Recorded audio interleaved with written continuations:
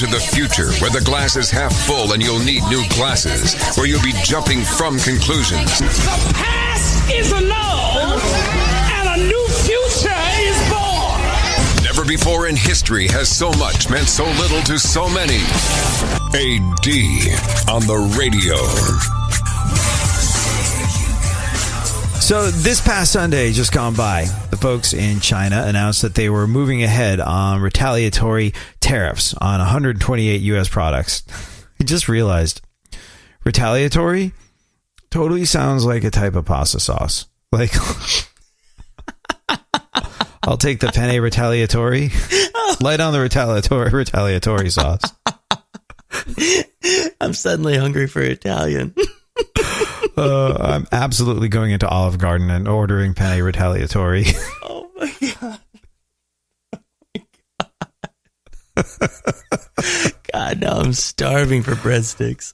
Oh God. All right. So yeah, no, we actually haven't talked about this at all. For years, the tinfoil hat crowd has been talking about a trade war, which is thought to have been one of the most devastating things that this world could ever experience. And harder to sort of fathom because you don't understand what's going on until it's too late. It's too late. And that's what the tinfoil hat trade war day of reckoning types would tell you in between bites of their delicious penne retaliatory. And you know what? It seems like we might have moved a step or two closer to the trade war.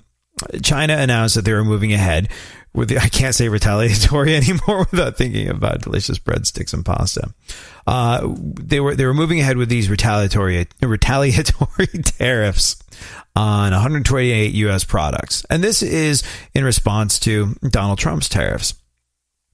This is everything from pork to pistachio nuts that there's going to be tariffs on in China. And like we said, it was in response to President Trump's 25% tariff on imported steel and a 10% tariff on imported aluminum. Approximately 60,000 U.S. pork producers who have been dramatically expanding production, partly to meet demands of Chinese markets, were understandably upset. U.S. hog farmers say that China's tariffs will absolutely hurt them, possibly devastate them.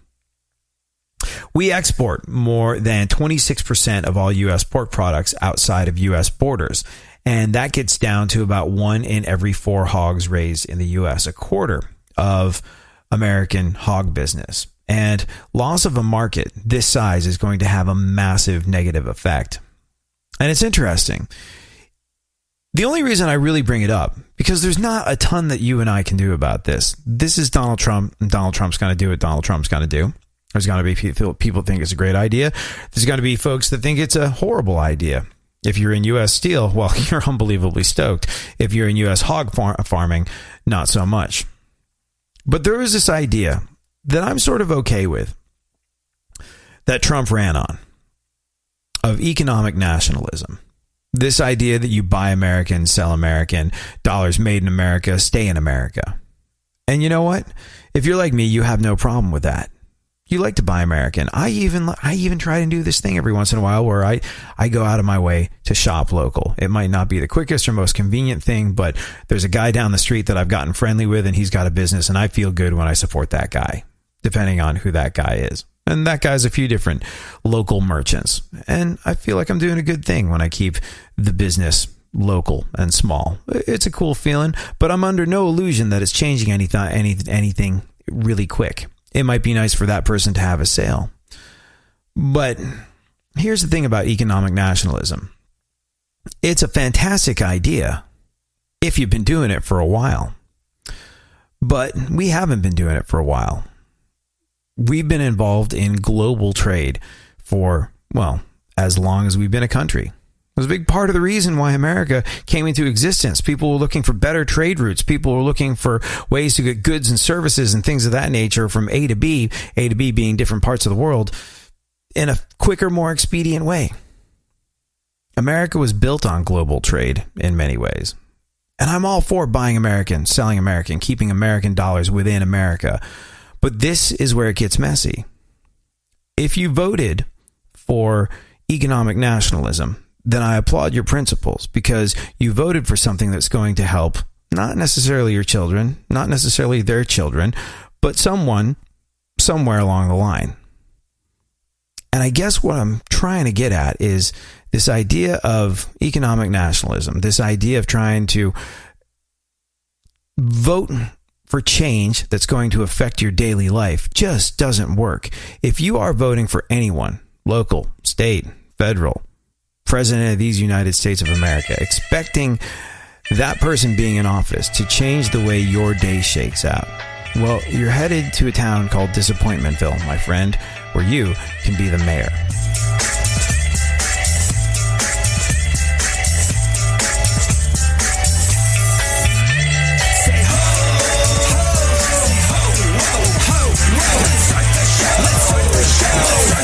Let's start the show.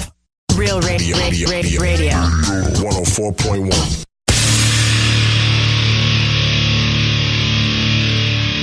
Where the left and right come together for fundamental truths. AD on the radio, on Twitter at ADSXE. So Laura Ingraham is really being made an example of by advertisers who want a virtue signal, I think. Don't get me wrong here. I do not support what Laura Ingraham said about that David Hogg kid. I don't. What she said was reprehensible. Anybody in this situation following the shooting in Parkland, thinking that they are winning in any way, shape, or form, or making themselves look big, or tough, or clever, or smart by being snarky to a Parkland survivor is so unbelievably misguided that there's a reason why we haven't discussed this on the show, because I don't get it. It doesn't matter what you feel, doesn't matter which side of this debate you fall down on. There is no win. There is no win whatsoever, as has been proven by Laura Ingraham, by being snarky to a Parkland survivor. What did she say, Travis? Like, what did she say about that kid? What did she say about David Hogg when he didn't get into college? What was the quote? Do you have it? Yeah, her tweet was, David Hogg rejected by 4 colleges to which he applied and whines about it. In parentheses, dinged by UCLA with a 4.1 GPA. Totally predictable given acceptance rates. I mean, was it insensitive? Was it snarky? Was it utterly pointless? Did it do anything to make her look smart, clever, big, or like a winner? No, it didn't. But I've seen and heard so much worse. And believe me, none of it's excusable. None of it makes sense. None of it achieves anything. But I've seen so much worse said about Parkland survivors, which boggles my mind further. Like how anyone could take it upon themselves to be snarky or mean-spirited in this situation, no matter what you believe, is utterly beyond me. But really, she's been made an example of in this situation. She's been asked to go on vacation or decided to go on vacation, and advertisers have bailed on her show left, right, and center. Now, you know who has not bailed on her show, who will not be pulling their advertising from the Laura Ingraham show? Who is that? You're that guy. The MyPillow guy. That's right, and I'm here to help you get the best sleep of your lives. Just Oh my God. That's my favorite show, by the way. The MyPillow commercials, freaking love them. I have a problem sleeping, and you know what it is about MyPillow? You know why I haven't bought one yet, Travis? Too many options? No, they're just expensive enough for me to not want to take a risk on them. Like, they're just cost prohibitive enough. Is there a money back guarantee? I think you can get them at Bed Bath & Beyond now. You don't have to buy them online. So maybe I'll give one of those a go, because you know what I discovered about Bed Bath & Beyond? They'll take literally anything back. Will. I've seen people walk in there with like, oh, here's a nut and bolt that I found in the parking lot. Let's see if I can get any money for it at Bed Bath & Beyond. And you know what? There's your 50 cents. Bazinga. They will take anything back. So maybe I'll give the MyPillow thing a go if I can find one at Bed Bath & Beyond. But yeah, the inventor and CEO of MyPillow will not be dropping out of Laura Ingram's show. And we'll get into why in just a little bit. I think part of the reason why I don't think I'm likely to go to Bed Bath & Beyond, though, and buy anything is because I hate dealing with parking now at the mall. Like, anyway, I can stay home and order stuff on my phone to be delivered directly to my front door from the comfort of my living room couch, whilst in my underwear, probably covered in the dust of Cheeto crumbs. I will take that every single time. And I was reminded why the other day when I actually went to the mall. We'll get into the MyPillow guy in just a little bit, but Do you ever have this happen where you think you found a parking space and it's the one parking space left and you go to pull into it and you can't because there's a freaking shopping cart there? Oh, it's the worst. It's the absolute worst. So the most selfish thing that a human being can possibly do is leave an empty shopping cart in a parking space. I just hate what that says about people, right? You're telling me you can meander for 2.5 miles inside Costco pushing that thing? And the moment you get to your vehicle, you're like, not another step. That's why I don't even care anymore. You guys can try this too. Every time I'm inside a grocery store, I take someone else's cart. Try it, full of food. Take it. It's much faster. And you get to try new things. You can do that. It isn't wrong. It's not stealing. What could they possibly even say to you? Excuse me, I gathered that. Just say thanks so you can regather. You know the route. That's how I found out that I like hummus. Do you get nosy about what's in other people's shopping carts? Travis, the great Kellen Erskine, by the way. Do you get nosy about what's in other people's shopping carts? I try and avoid looking. Like, I hate confrontation, so I don't want to get caught looking. And, like, it's not even that I think I'm going to get confronted on it. I don't want to get caught in a conversation. It's an oddly personal thing, looking in someone else's shopping cart, isn't it? It is. It really is. Like, you know what? I just realized I don't sneak a peek when I see other people's shopping carts, and I like immediately want to know. Like, when I size someone up, if someone's a couple of standard deviations away from the mean, if they look like they're a little unusual, like not like me, if they're a little, I always want to know, what the hell are they buying? What do they eat? How do they go through life? And I always want to look in their shopping cart, and I don't. But where I allow myself to be a full voyeur of other people's shopping habits is when stuff goes on, like the checkout rolly thing. What do you even call that thing? What's the piece of rubber that slides your food forward at the checkout? The conveyor belt. Yeah, when it goes on the conveyor belt at the checkout counter, that's when I really scope it out and be like, really? You sure you want to eat that? Do you know what goes into those things? It's all beaks and feet, I'm telling you. It's all beaks and feet.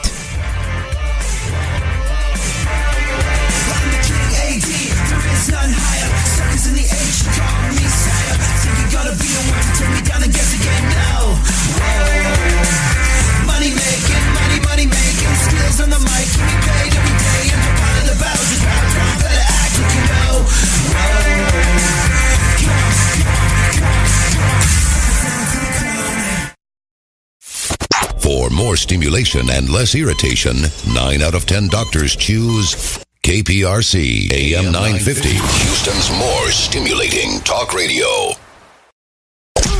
Don't get the blues, get all the news. We mean all of you guys out there in Radio Land. All aboard! He's back. AD on the radio. Give it up, yeah.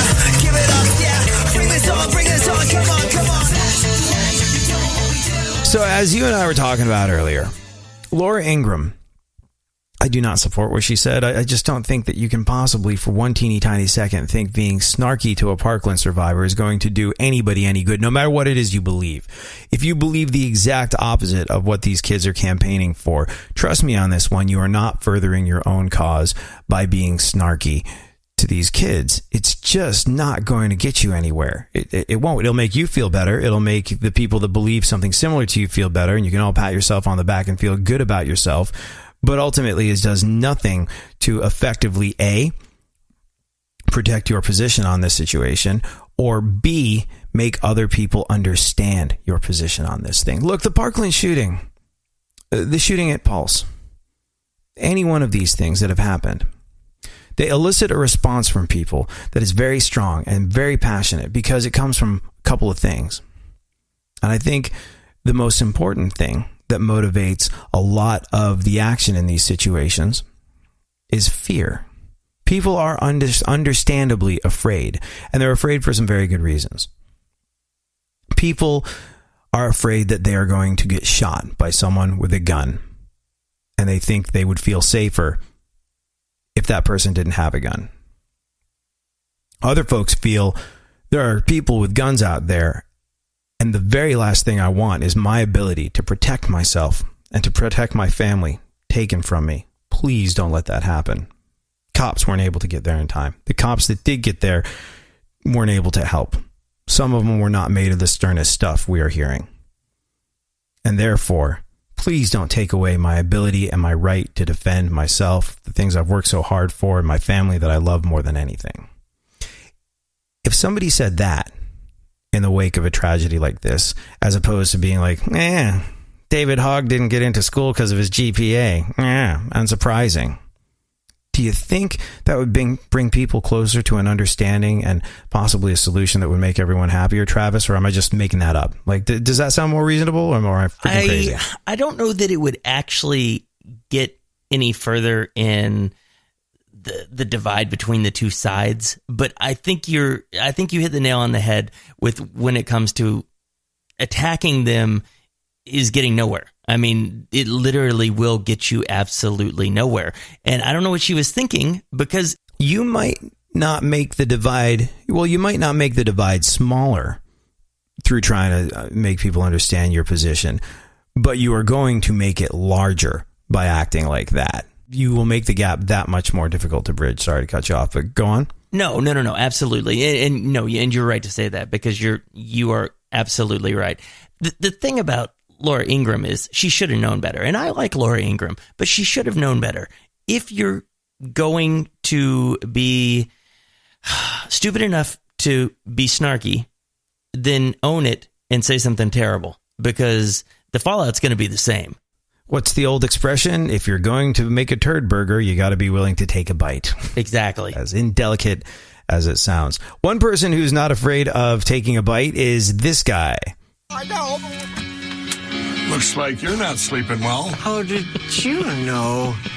Hey, Megan! Hey, you're that guy. The MyPillow guy. That's right, and I'm here to help you get the best sleep of your lives. Just like all of you out there, I had problems sleeping. I had tried every pillow out there, and none of them worked. They don't even buy advertising on this show. God, it's the worst commercial ever. It is, and you know it. It's the best commercial ever. You bite your tongue, sir. I will not have a word said against the glory that is the unbelievably high quality and production value of a MyPillow commercial. My favorite thing is that, like, I like the fact that it's real deal. This guy came up with his own shtick, because guarantee you, no image consultant, no stylist, no advertising agency went, you know what's really going to help you sell pillows? A big bristling mustache, a blue satin shirt, and a giant crucifix hanging out You're of right it. about that. The only person who would ever suggest like anything like that would have been like Laura Ingram's suggester. Been like, that's a great idea. That's a great idea. Great idea. My favorite thing about this particular commercial, and if you've seen it, you know, like once the guy and his wife get their MyPillow, and start getting the best night's sleep ever. When they check back in with them and they're all well rested and stuff, the previously haggard looking guy is not only bright eyed and bushy tailed, but he's wearing that same blue satin shirt with a crucifix hanging out of it. I never noticed it. I don't know that I've made it through the whole commercial, to be honest with you. Well, you're missing out, my friend. You are missing out. Anyways, Mike Lindell, he of the blue satin, has made a fortune selling pillows. He's become the face of the product, and he's not afraid of a Media Matters boycott. Lindell tweeted, "I did not take my advertising down from Ingram Angle and Fox News, nor do I intend to." Of course, Lindell's also he's a big Trump guy.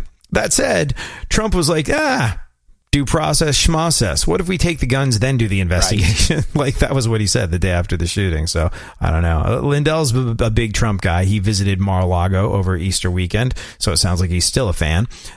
He was also at all the inauguration ceremonies. I'm going to guess that he donated handsomely to Trump's campaign in some way, shape, or form. Then he joined Trump at the White House last July for a Made in America panel of U.S. manufacturers. If his plan is to ingratiate himself among the people who are most likely to buy his product, the older and more loyal Fox News crowd with disposable dollars to spare, then I guess his move makes sense. Or maybe this is just him going, you know what? I don't care what you think. This is what I think, and I'm going to continue doing it and be okay with myself. And you know what? I kind of got to respect that. It is good. I mean, At least he's standing by what he believes in. In her defense, she sort of apologized. She tweeted, "Any student should be proud of a 4.0 GPA, including David Hogg. On reflection, in the spirit of Holy Week, I apologize for any upset or hurt that my tweet caused him or any of the brave victims of Parkland. For the record, I believe my show was the first to feature David immediately after that horrific shooting, and even noted how poised he was given the tragedy. As always, he's welcome to return to my show for any time for productive discussion." So, I mean, it's one of those things. I don't think what she said was terrible. She should have known better that snarkiness. She's a professional who should, yes. The snarkiness wasn't going to get her anywhere. But that's just the thing with, and I'm not trying to defend it, but, everyone's so quick to just put out a tweet without thinking about it. You should have known better. It wasn't going to be good. I think that's the thing, as a professional broadcaster, she should know better. Like, how's this really going to play out? And you know what? People are addicted. It was like that tool bag in Maine. The one who said that guy who he got all bent out of shape that Parkland survivors had more followers than the NRA on Twitter, and then he went after him saying they were skinheaded lesbians and that the only person that would be interested in anything they had to say was a frothing at the mouth moonbat. And it was that frothing at the mouth moonbat thing, and we discussed this several shows ago, but that really tips you off. Frothing at the mouth moonbat. He spent some time on that phrase. You know what I mean? Like he was like, oh man, this is a zinger. Boy, I'm going to set the internet on fire with this one. Frothing at the mouth moonbat. I'm America's poet. I'm the people's poet. Check this tweet out. And people get so bent out of shape. They get so caught up in their own ego looking for that little bit of social media aggrandizement, that little bit of approval, that little dopamine hit that comes from people liking, sharing, retweeting, doing all this sort of stuff, that even broadcasting pros like Laura Ingraham, who should know better, lose sight of it and lose a lot. I mean, David Hogg, the kid she tweeted about, has a very large social media following, and he invited all of them to go after her advertisers immediately. And you know what? If she didn't see that coming, she should have, because she's been at this for a while now, and should have been smarter about the whole situation. But you know what? I admire the Mike Lindell thing. I like him just saying, this is what I believe and I'm doing it. And you know what I liked about it? There was no explanation. There was no further back and forth about it. He didn't berate anybody. He didn't urinate on anyone else's beliefs or opinions. He just said, I didn't take my advertising down and I don't intend to. That was it. You see what he did there? And it's such an important lesson to learn. He maintained his position without going after somebody else's. We talked about this on the show in the past, but do you remember when Ben Carson was running for president? Do you remember? A lot of people are going to look back on Ben Carson as this fringe wackadoo candidate that was never going to be anything. But Ben Carson, even though he had some pretty out there ideas, did one thing that I'll never forget. He was put in a very difficult position. He was trying to secure some support from some big NASCAR type, and I don't remember who. And he went down to the Carolinas, caught some NASCAR in an attempt to secure somebody's support. And he met with some folks. Now, I don't know if you've ever been to a NASCAR race, but something that a lot of folks seem to like to do at those is wave the stars and bars. And it's not a hateful thing. It's just sort of like become this tradition. And they asked Ben Carson, hey, what do you think of people that wave the stars and bars at NASCAR events? There's a tough question. And Ben Carson, he didn't berate them. He didn't call them ignorant. He didn't call them bigoted, but he explained. He was like, well, there was this one time where I moved into a new neighborhood.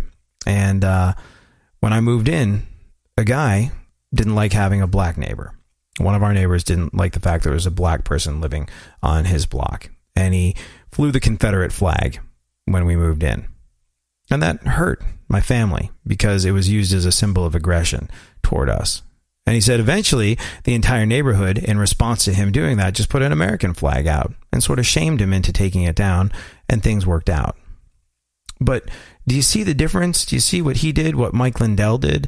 They maintained their position, they maintained their integrity, and they helped foster a little bit of understanding by saying, this is what I do, this is what I don't do.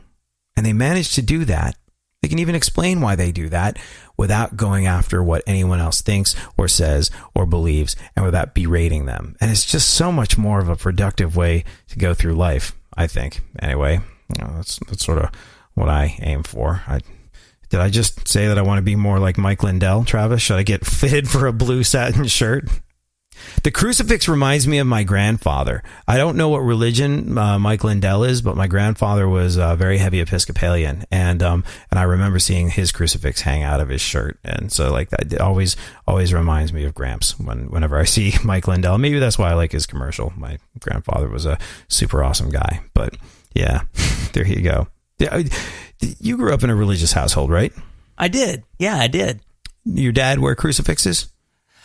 I'm trying to remember. I think my mom had like a cross necklace. I don't think my dad was like a big jewelry guy. Like I don't remember him really ever wearing jewelry. I think that's a surprising thing. I don't know. I haven't seen other Mike Lindell appendages. Like I don't know what he's got on his like wrists or his fingers or whatever. Yeah. But I think my grandfather certainly wasn't a big jewelry guy. I think he wore his wedding ring, and I think he wore his crucifix and a watch. But I don't.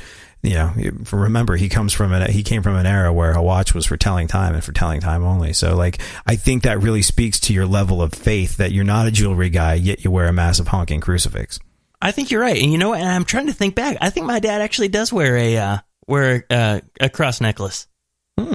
Yeah, thinking back about it, I'm trying to picture it, and I'm pretty sure he does actually. So it just goes to show you how closely I pay attention to things.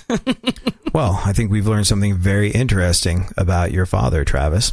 We've learned that he wears a crucifix, which can only mean one thing.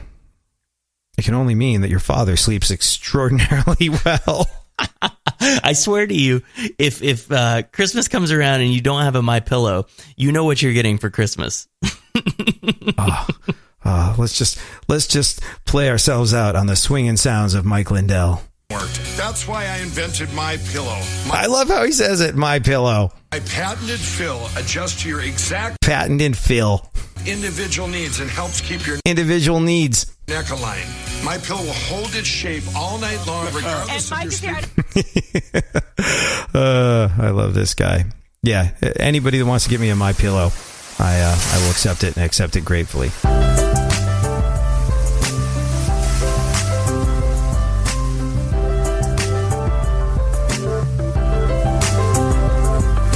Sometimes you just know you're done. You're longing for that shining sun. You walk these streets most every day. You're waiting to get washed away.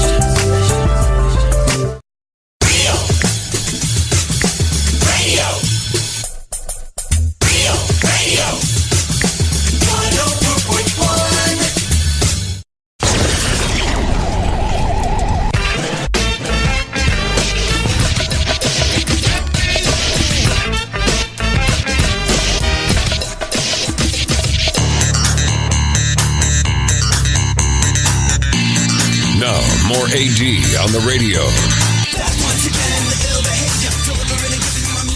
I honestly think that's what Trump should be doing. Mike Lindell, the guy that wasn't going to pull his advertising from Fox in the wake of what Laura Ingraham tweeted about David Hogg, is a Trump supporter. He's been around Trump a lot. I think that Donald Trump should put down his phone and spend more time with the Mike Lindells of this world. I think if Donald Trump is going to experience what people will look back on historically as a successful run at being president, focusing on Americans like Mike Lindell, who have managed to create something out of the thin freaking air and turn it into a massive worldwide business, go, hey, what were the situations and conditions that allowed you to do this? What would have made it easier? What made it possible? What were some of the barriers you faced? I really think that is the way forward for Trump, for him to be a president of jobs and him to be a president of the little guy and make it easier for the little guy to compete. And a lot of people would argue that he kind of did, cutting the corporate tax to what it is for the rest of the world so that, you have a shot. You've got a shot at being an entrepreneur. You've got a shot at starting your own business. You've got a shot at being able to say, take this job and shove it. My side hustle has turned into a full-time gig. I think that's a good start. But yeah, if I were to be one of Trump's advisors, I'd be like, spend more time with the Mike Lindells of this world, because that's all people really want. They want a shot. They want to know how it's possible for them to be the MyPillow guy, or an approximation thereof, or to work with the MyPillow guy, or something of that nature. That makes sense, right, Travis? Sorry. Oh, it makes sense for sure. The tacos I had earlier are repeating on me. Excuse me. No. I mean, I joke around because I think his commercials are goofy, and I know you love him to death. And I don't mind his commercials. Well, I love them because they're hilariously goofy. You know, like, they are. They're funny. They're funny. And the guy is a success story. He's the American dream. I mean, he had a massive drug problem that he overcame. He's this, you know. Wait, hold on. What? Maybe that's why he wasn't sleeping so well, because he's all hopped up on crack rock. What drugs did he have a problem with? Oh, do you not know the story? No, I just watched the commercials, and I know I know he's a successful businessman and an entrepreneur, but like, no, what the hell is his deal? Now I'm trying to remember the whole deal. He had like a huge drug problem that he overcame to start his business. Why is it always the reformed druggies that are like the most prohibitive and prude? You know what I mean? Like, maybe that has something to do with it. I don't mean to be talking out of school here about someone, because I clearly have demonstrated that I don't know a ton about him, but like, I do find that a characteristic that runs through a lot of folks that are extraordinarily moralistic and holy roller-esque. And I'm not saying he is moralistic. He is a holy roller, because we've discussed the giant crucifix that's hanging out of his shirt at all times. But I always find that the most prudish people are the reformed crackhead types. You know what I mean? Oh, yeah. Wait, hold on. Was he a reformed crackhead? I want to be sure about this whole situation. Yeah, he is. He operated a number of small businesses. Oh, it was actual cocaine. It was crack. It was actual crack. Yeah. He raised pigs. He was a carpet cleaner, lunch wagons, a few bars and restaurants. He had been plagued with many addictions, including cocaine, crack cocaine, and alcohol. His addictions even stretched through the early years of the MyPillow business due to these. That's why he wasn't sleeping well. He's all hopped up on the crack rock. I just can't sleep. I must need a new pillow, or, not to smoke. Maybe you weren't all hopped up on dust and peat and crack. Oh my God. He lost his 20-year marriage, his house, and nearly lost the MyPillow business. Oh, there you go. Through prayer, he quit all his addictions and has been clean and sober ever since. So, he really is an American dream in that he's massively messed up and managed to recover from it. There you go. Well, it's awesome, right? I admire that. I mean, it's funny how reformed drug addicts and alcoholics, they're doing so great. Everyone's on your side. Everyone's rooting for you. Everyone's, I don't drink, smoke, take drugs, or believe in having casual sex, and I haven't since I became what is legally recognized as being an adult. Huh? Weirdo. Yeah, nobody's rooting for you now. Really? You're not just gonna have one beer? All you got to do is say I'm a crack addict in recovery, and people are cheering for you. But someone like me who's never touched this stuff, you're strange. You're odd. What do you mean you won't have a beer with me? That's so un-American of you. These are criticisms that I face on a regular basis. Still, it's interesting. You know how I say I'm this thing, straight edge, right? Yeah. Which I am. And straight edge, for those that don't know, is this old school punk rock thing, meaning you don't drink, you don't smoke, you don't take drugs, you don't believe in casual sex, you don't do a lot of things that a lot of people consider to be a lot of fun. And I'm all of those things. But the reason I started telling people that I was straight edge was when I was a kid, when I was in a band, other guys in bands be like, dude, we are getting messed up tonight. No, I don't drink. Which you are tonight, man. It's a special occasion. We brought you out on this tour. This is a big deal. And tonight we are doing shots, my friend. No, I won't be doing it. Yes, you must do this. Otherwise I'm kicking you off this tour. That was actually said to me by the lead singer of a very, very big band. And finally, I just hey, man, I'm straight edge. Oh, if you give it a name and a label, I can respect that. Oh, you're straight edge. You must be, dangerous in some way, shape, or form. It's really weird how giving it a label, giving it a name, gets a little bit more respect. But overall, if I tell people that I don't drink, I almost get disrespected. I almost get given a hard time. It's weird, isn't it? Less of. Yeah. And you don't drink either, right? No, but the funny thing that works for me, like a lot of the times people try and get me to drink or eat food that I shouldn't. And I'm like, no, I'm on a strict diet. I can't. If I tell them, oh, I can't, I'm taking this medicine, they're like, oh, okay, sorry. Dude, no word of a lie. I was out at, I was out a little while back, and this one guy was like, hey man, have some of this, and I can't remember what food they were trying to push on him. And this buddy of mine was like, oh no, I can't. Diabetic. That'll, sky high my blood sugar. And I was like, I didn't know you're diabetic. He's like, I'm not. I'm on a diet. But if you tell people that, they're just going to give you a hard time until you break your diet. I was like, all right. And he was like, look, it's not cool to lie about having diabetes. I know this, but I just can't be bothered to deal with him trying to shove ice cream down my throat or whatever the hell it was he was trying to eat. It's very strange how people are so unwilling to respect your decisions.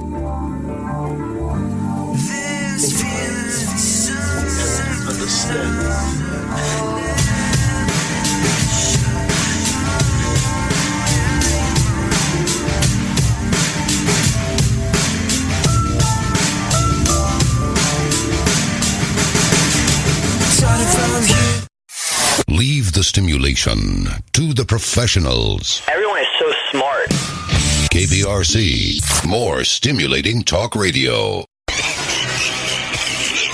There's something happening here, and you should know what it is. The dumbing up of America.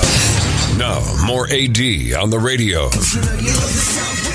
So, Travis, and by the way, you can play along at home, too. Travis, Coke or Pepsi? Oh, God, no question. Coke. Really? Just like that? Are you serious? Do people like Pepsi? I think I prefer Pepsi. I've got a bottle of Pepsi in the fridge. I look forward to drinking it after I get off the air. You are not going to drink Pepsi. Yeah. Can you really taste that much of a difference? I can. Yeah, like I can. I can tell the difference between Dr. Pepper and Mr. Pibb. I can tell the difference between Sierra Mist and Sprite and 7-Up. You seriously drink... You like Pepsi? I think I just prefer the logo. I always thought it was a little cooler as a kid. And just, I don't know. It always freaks me out when people at a restaurant like, I'll have a Pepsi. Is Coke okay? Or I'll have a Coke. Is Pepsi okay? Like, we have Pepsi product. I hope I haven't offended you. Like, just it's the weirdest thing ever. Well, I think, so the deal is, number one, I'm in the South. I mean, I grew up in Houston. So I think, it's kind of like, probably more Cokeville than Pepsiville. But that being said, these days I try not to drink Cokes. I try not to drink any, like carbonated products. You come from a part of the world where any soda pop is regarded as Cokes. Like, you'd be like, I drink too many Cokes. And like, what you do? Just too much Coke? Yeah, generally Mountain Dew. But you just said Coke. Right, Mountain Dew's the kind of Coke I drink too much of. What are you talking about? Also, all carbonated drinks are Cokes. It's weird. Exactly. Or like, can I get you something to drink? Yeah. What do you got? You want a Coke? I've got water. What kind of Coke do you got? I got Dr. Pepper. I got Coke. I got Sprite. I got Mountain Dew. It really is something when like the brand name becomes synonymous with a thing. Like if you say Whiteout, like that's that liquid paper stuff, and that's just. Or if you say Post-it, that's a specific brand, but every form of paper with a sticky substance on the back becomes a Post-it note, whether or not it's a Post-it note. When you are that successful in the space of selling whatever the hell it is you got to sell, that everybody just assumes it's yours, that's really saying something. What about deep dish pizza versus thin crust? Because it's not, it's I think today, or is it yesterday? Today, I think, is National Deep Dish Pizza Day. Have you ever fought someone over whether it's better than thin crust? Fought someone over it? No. I mean, it's one of those things, isn't it kind of like just preference? Well, you weren't able to be nearly as equanimous about Coke versus Pepsi. I don't understand why one elicited such a venomous response from you and the other one, it's totally personal preference. Okay, you know what? Well played. Yeah, all right. So, all right. The reason I bring all this up is because a new online poll matched up a bunch of competing brands like Coke versus Pepsi, McDonald's versus Burger King, and I thought it'd be fun to figure out what our favorites are and play along and see if we agree with the vast majority of the rest of the country. It is also National Deep Dish Pizza Day, And well, this is a debate that's been raging for years, and we'll get into all of these big, weighty, and important matters after we go through the events of today in the news. What's going on, Travis? Ronald Reagan used to disable his hearing aid to tune out Nancy.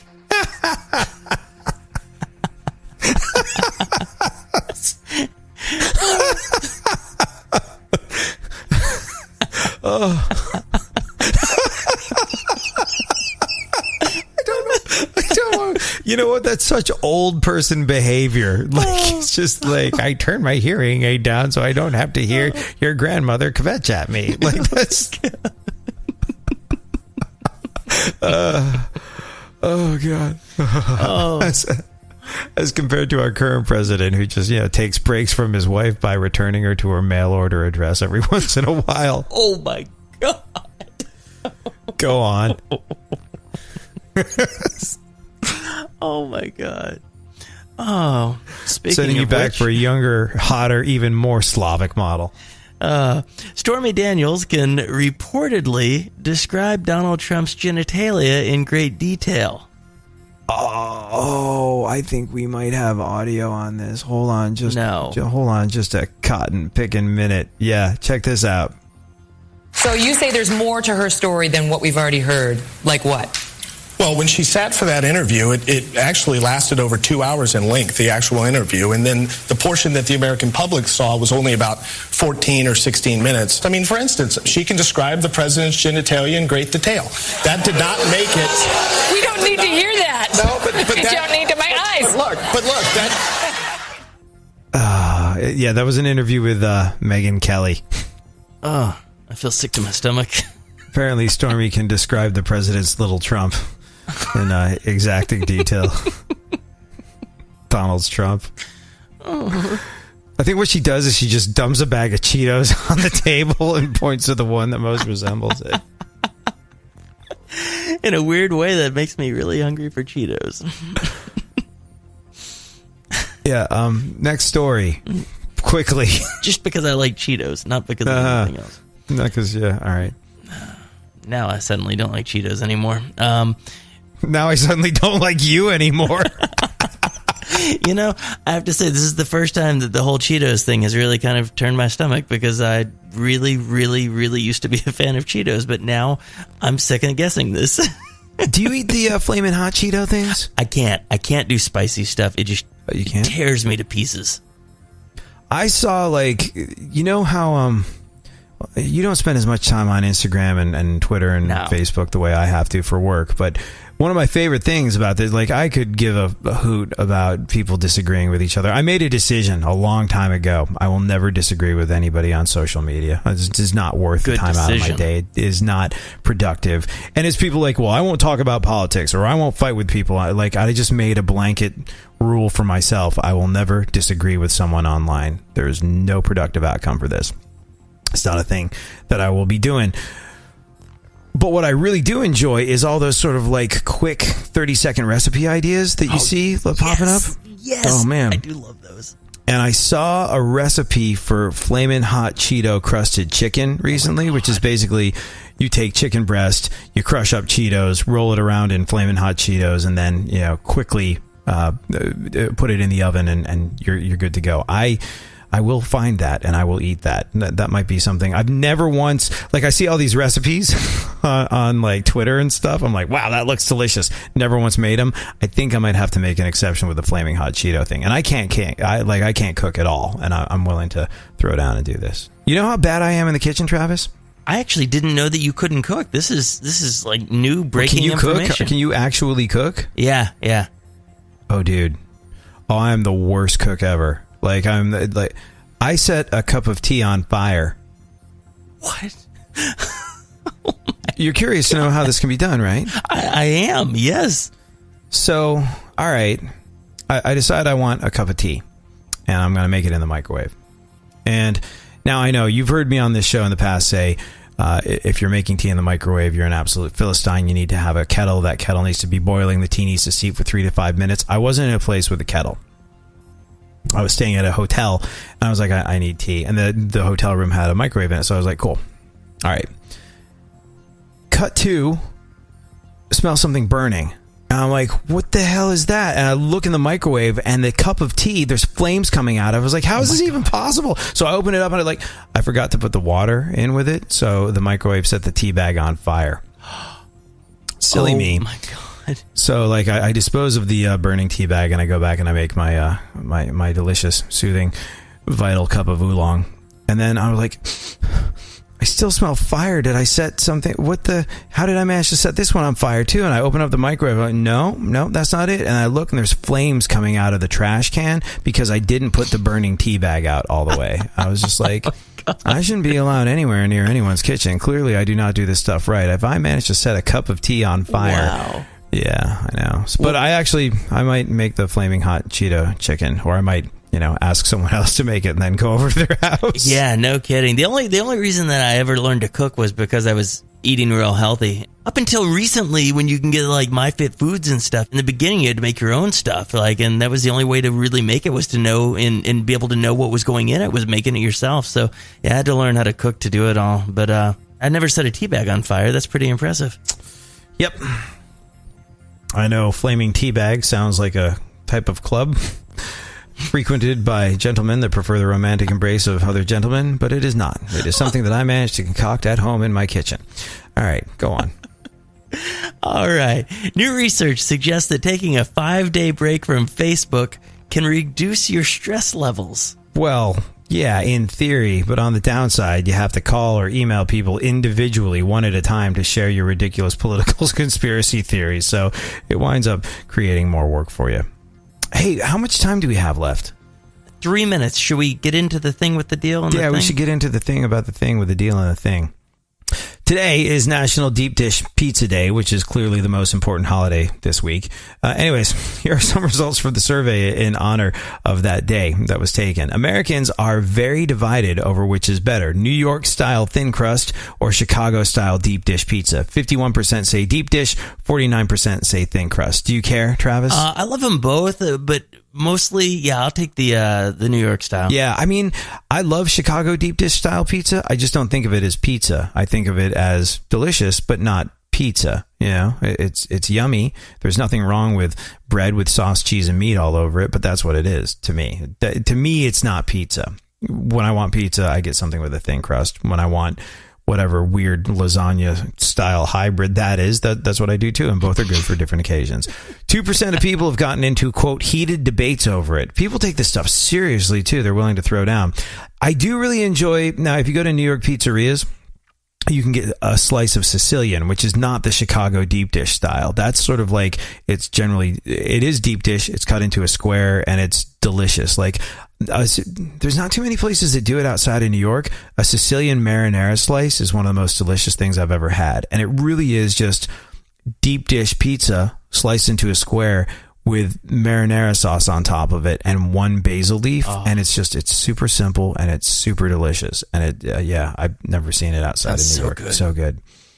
Even if some people like thin crust more, doesn't mean they're anti-deep dish. Yep. Mm-hmm. I find myself able to tolerate any depth of dish, and to each their own. 2% of people say deep dish pizza shouldn't count as pizza. I guess I sort of say that. And 4% of people say they're pizza snobs. I am a pizza snob, but I don't, that's just for my own personal enjoyment. All right. McDonald's or Burger King? I usually go to McDonald's. I think the Burger King Whopper's probably better quality than anything McDonald's has, but I usually go to McDonald's. Netflix or Hulu? Oh, Netflix. Netflix crush with 92% of the vote. Instagram or Snapchat? Instagram. Marvel or DC? I don't either. I don't do either. As someone who took a long time to lose his virginity back in the day, I can confidently say Marvel. Nickelodeon or the Disney Channel? Nickelodeon. That's where you're in the minority. I'm with you on that one. But I miss Nick at Night, where they used to show like My Three Sons and Mr. Ed and stuff like that. Those were good times. Starbucks or Dunkin' Donuts? Dunkin' Donuts, because you know why? You can get donuts at Dunkin' Donuts. That's right. You know what they don't have at Starbucks? Donuts. Walmart or Target? Target, just because I hate Walmart. Target all the way, my friend. Nike or Adidas? Adidas. Majority go Nike. Ben and Jerry's or Haagen-Dazs? Ben and Jerry's. PlayStation or Xbox? You're in the majority, by the way. You are just like everybody else, Travis. Good job. Pizza Hut or Domino's? Pizza Hut. Domino's was the clear winner. You are a rugged individualist when it comes to your American generic pizza. Yay, good for us.